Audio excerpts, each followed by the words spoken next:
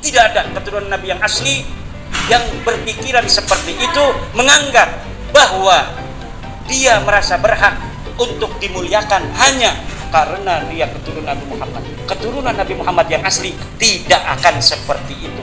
Apalagi ada orang yang tidak percaya dengan nasabnya. Kamu keturunan Nabi Muhammad? Iya. Nggak percaya orang seperti keturunan Nabi. Orang yang keturunan Nabi asli nggak bakal marah. Yang asli pasti nggak bakal marah. Yang ngapain? Saya anak siapa kamu? Samlawi, bapak saya. Nggak percaya kamu anak Samlawi, ya biarin. Ya enggak? Ya kamu percaya nggak percaya, saya tetap anak Samlawi. Turunan Nabi asli, orang mau percaya mau kagak dia turunan Nabi, ya saya tetap turunan Nabi. Betul tidak? Lalu apa hubungannya dengan orang? Kenapa harus dipertahankan betul-betul orang meyakini bahwa saya keturunan Nabi? Untuk apa? Hanya satu jawabannya, untuk kehormatan dan materi yang ingin dia dapatkan dari pengakuan itu.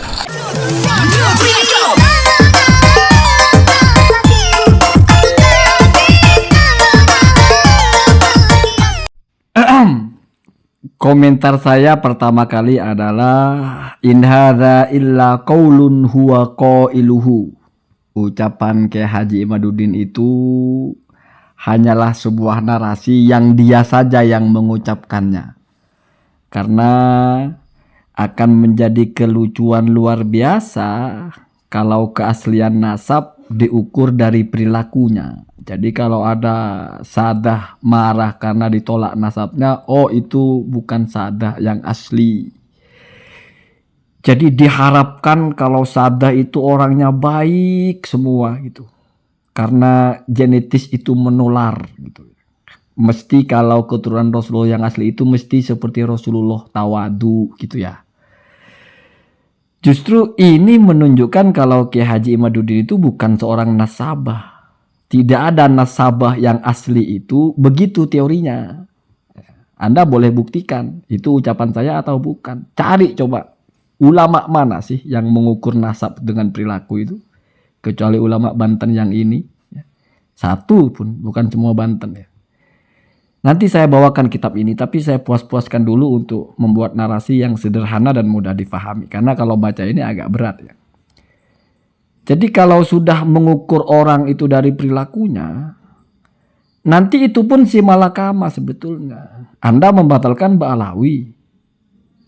Coba lihat dari Ba'alawi, apakah semua marah? Ya. Ada yang tidak marah, ada yang biarkan saja, yang tidak percaya. Ada yang begitu, oh yang itu asli, yang ini palsu. Teori apa itu? Orang pohonnya satu Ubaidillah, Anda itu pukul di pohonnya Ubaidillah. Ini kan sepertinya mau menurunkan tensi gitu ya. Artinya kalau cucu Nabi asli ya dibatalkan orang, biarkan aja gitu. Sebetulnya Anda bukan cuma membatalkan, tapi menuduh orang itu memalsukan nasab gitu. Menuduh orang itu ngaku-ngaku sayyid gitu. Menuduh asakron mencantolkan nasab. Menuduh ulama lagi. Jadi bukan hanya membatalkan nasab terus diam, bukan. Bahkan Yahudi nasabnya palsu, ngaku-ngaku mencantolkan.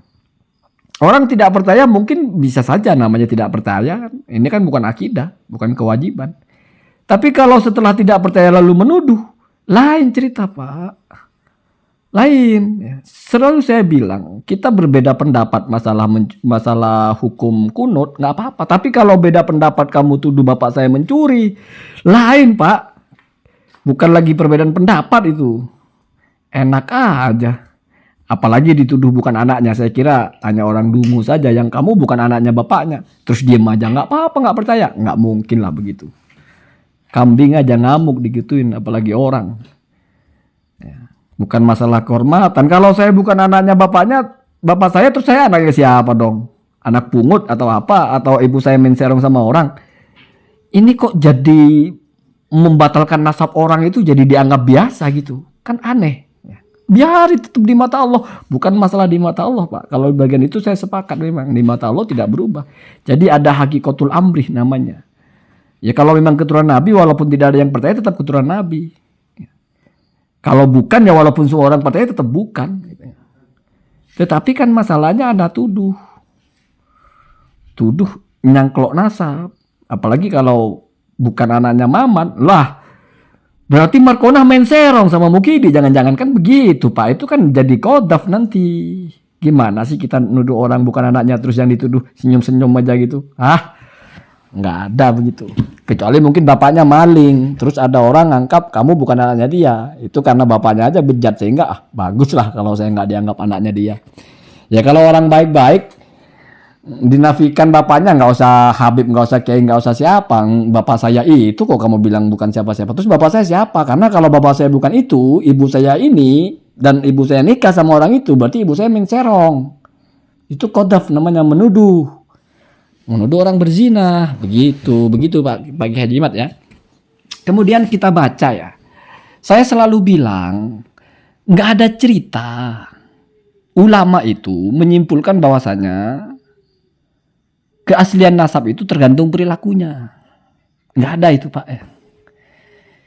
Sekarang saya bacakan ini kitabnya Ibnu Hajar ya. Biar kamu nggak kaget kalau ada orang Habib kok mencuri, Habib kok berzina atau apa. Biar kamu nggak kaget. Habib itu bukan nabi. Yang maksum itu nabi. Kalau Habib juga tidak mungkin melakukan dosa, berarti kita itu melecehkan akidah kita. Berarti kita menyetarakan mereka dengan nabi. Aneh ya. Coba perhatikan, saya bacakan. Summa idza takarrara. Kemudian setelah tertetapkan, kalau bahasa sudah bilang, ulama sudah bilang takorroro itu bukan kaf ya. Takorroro itu berarti sudah mukorror, sudah ditetapkan, sudah menjadi hukum ya. Atau sudah selesai pembahasannya itu ya. Hal-hal sebelumnya ya. Kemudian faman ulimat nisbatuhu ila alil bait, maka barang siapa yang diketahui bahwasanya dia bernasab atau diketahui intisab dia, nasabnya dia ila alil bait, kepada keluarga Rasulullah SAW ya, an-nabawi wasiri al-alawi ya, itu satu artinya ya. Artinya ini min ahlil bait lah ya, bahasanya begitu. La yukhrijuhu an dzalika, maka tidak lalu bisa mengeluarkan orang itu an dzalika, dari nasab tersebut. Apa yang tidak bisa mengeluarkan dia dari nasabnya itu? Azimu jinayatihi, kedahsyatan kejahatannya. Jadi sejahat apapun dia, pembunuh lah, perampok lah ya, selama masih beriman ya, itu tidak lalu putus Pak nasabnya. Tetap dia itu adalah sadah, tetap dia itu muntasib ila alil bait. Begitu ya. Ini ucapan ulama Pak Ibnu Hajar, mau ditolak juga gitu. Terus mau pilih ucapan Kiai Haji Madudin gitu. Apalagi cuma merasa bangga dengan nasabnya. Itu tidak termasuk kepada jinayat kok. Tidak termasuk kepada dosa besar. Yang harus ada hadnya, harus dicambuk. Kalau ulama sudah bilang jinayat, itu dosa besar Pak. Membunuh, merampok di jalan kotorik, berzina, itu yang namanya jinayat ya. Yang sudah ada cambuknya di dunia, itu ada hukumannya langsung gitu ya. Termasuk minum-minuman keras, itu kan dicambuk ya. Ya. Wala, dan juga tidak mengeluarkan dia. Begitu cara memahaminya ya. Jadi la yukhrijuhu yang pertama, kemudian wala, dan juga tidak mengeluarkan dia dari nasabnya itu. Apa yang tidak mengeluarkan? Adamu diyanatihi, ketidakadaan keagamaannya. Artinya dia ini bukan orang agamis ya. Bukan ahli sholat, bukan orang warok lah bahasanya. Wasiyanatihi, dan juga tidak bisa menjaga harga dirinya ya. Artinya mungkin bajingan lah bahasanya, atau ya orang fasik lah bahasanya ya. Tetap Pak, kefasikan itu tidak mengeluarkan dia dari nasabnya. Coba bandingkan dengan ucapannya Kiai Haji Madudin. Cuma karena mungkin melihat orang yang ngotot kalau dia syarif, terus marah kalau dia nggak bukan Habib, bukan keturunan Nabi. Oh itu berarti palsu. Nasabah cap apa itu? Menjadi nasabah aja itu kalau begitu, bukan nasabah ya. Ini saya bacakan kitab ulama. Jadi saya compare ucapan Kiai Haji Madudin dengan ucapan Ibnu Hajar al-Asqalani, al-Haythami ya. Nah, saya keceplosan juga. Walaupun mungkin ada yang berkata, ya mungkin memang Ibnu Hajar itu kalah dengan Kiai Madudin. Kiai Madudin kan membatalkan nasab dengan ilmiah. Ibnu Hajar mengisbat tidak ada dalilnya, tidak ada ilmiah. Lalu menyan lah kalau begitu ya. Kemudian di sini melanjutkan, wa min thamma, Maka dari itu, qala ba'dul muhaqqiqin, berkata sebagian dari ulama-ulama yang tahqiq, ulama-ulama tulen ya, bukan ulama-ulamaan. Ma mithalus syarifi az-zani, tidaklah ya, perumpamaan seorang syarif ya, az-zani yang melakukan perzinahan, awis syaribi atau pemabok ya, tukang minum, awis sariki atau sarif yang copet. Bukan cuma dawir pak, nyopet, mencuri. Dawir kan nggak mencuri. Saya nggak tahu juga dawir. Saya malah punya cerita saya mendawiri Habib. Tapi itu cerita lucu ya. Bukan saya didawirin ya. Nanti saya ceritakan kapan-kapan lucu gitu ya. Ini pak pencuri sudah. Asariku itu pencuri. Bukan lagi jual-jual barang, nggak, nyolong, nyopet gitu ya. Sarif lagi yang nyopet itu ya. Masalan misalnya, idza aqomna, apabila kami melaksanakan ya atau menegakkan alaihi kepada syarif itu al-hadda, sanksi ya, jadi misalnya mencuri dipotong tangannya. Ini berarti pencurian besar pak ya. Kalau mencuri sudah had itu ada batasannya, nggak nyopet lalu dipotong pak, enggak ya. Jadi pencurian itu ada kadarnya ya, itu bab fikih ya. Nyolong jambu dipotong, enggak begitu juga pak ya. Kemudian berarti berzina, minum khamar itu kan disanksi cambuk ya.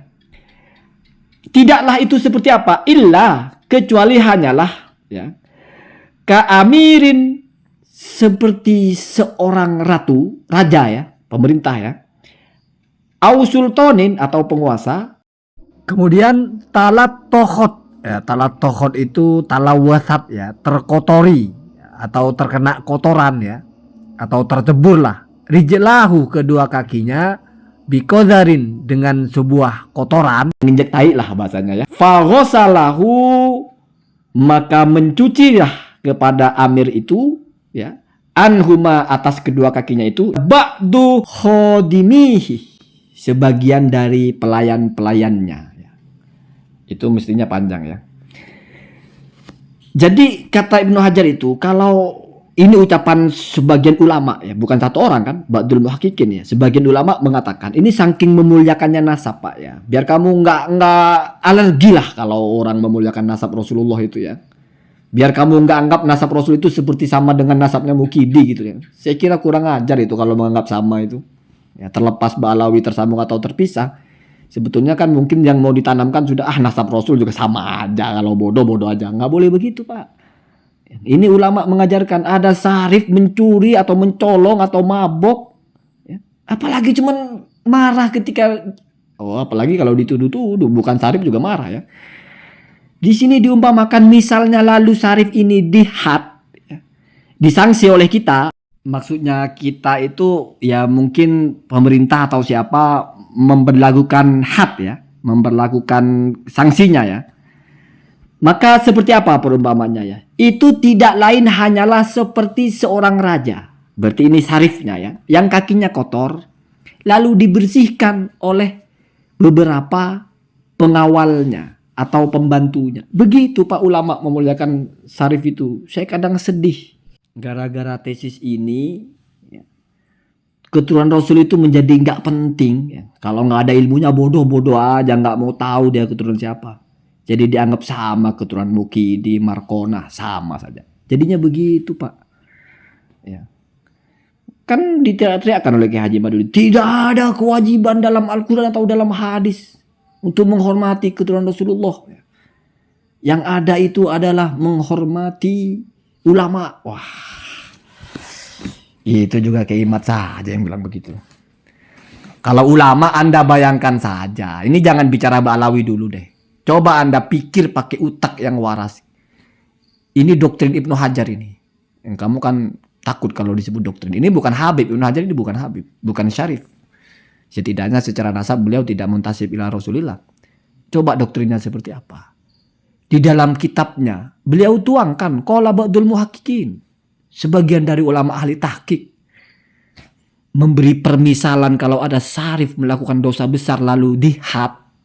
Maka itu hanyalah seperti seorang raja yang kakinya kotor lalu dibersihkan. Oleh siapa? Oleh sebagian dari para pengawal-pengawalnya. Mungkin belum masuk ya.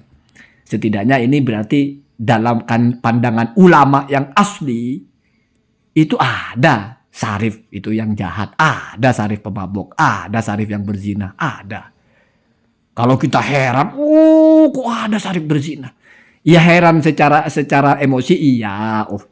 Kok nggak malu ya, dia kan keturunan Rasul. Oke, tapi apalagi lalu, wah ini berarti bukan. Nah, kalau begini bukan. Itu namanya dia mau hidup dengan ukuran kepalanya sendiri, tidak mau ikut ulama ya. Oh masa Habib begitu? Bukan ah. Nah terus kalau ngelihat Habib yang bagus, kalau ini Habib. Pak, itu leluhurnya sama.